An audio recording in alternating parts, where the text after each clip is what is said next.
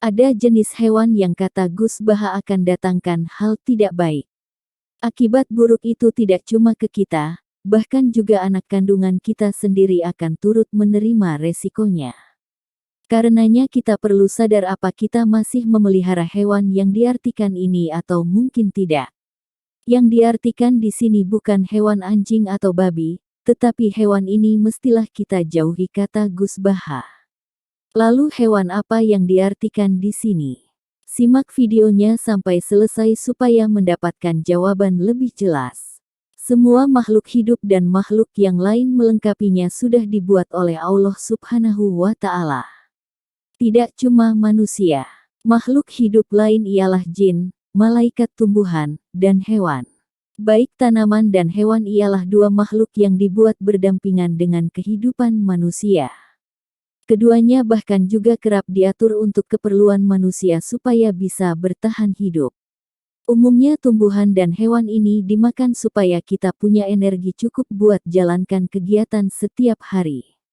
Tetapi ada pula beberapa hewan dan tanaman yang dijual belikan untuk kebutuhan komersil. Memang hal ini dibolehkan dalam agama sejauh tidak keluar koridor yang sudah ditetapkan agama.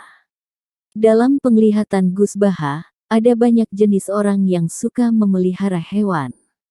Tetapi orang itu rupanya tidak sadar jika hewan yang dia rawat memiliki kandungan mudarat. Benar ada jenis binatang yang dilarang dan diberi makanan karena satu dan lain hal. Jenis hewan yang dimaksud ialah hewan yang jenisnya tidak memberi faedah ke hidup manusia. Lebih jauh kembali, hewan yang diartikan ini dapat disebutkan haram, kata Gus Baha. Kata Kiai dari Rembang itu, penting bagi kita untuk tegas dalam fikih agar tidak memelihara hewan yang tidak punya faedah yang jelas. Hal ini seperti dilansir dari kanal YouTube Gus Santri, haram merawat hewan yang tidak bermanfaat. Misalnya dalam hal ini ialah orang yang tiap pagi memandikan sapi tetapi tidak mengurusi anak kandungnya secara baik.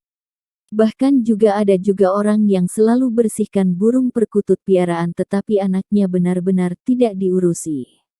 Hal ini perlu menjadi pelajaran bersama supaya kita tidak lupa dalam menjaga dan memperbesar anak. Jika tidak, maka anak kandungan kita akan memikul resiko dari memelihara hewan yang haram karena beberapa hal yang tadi.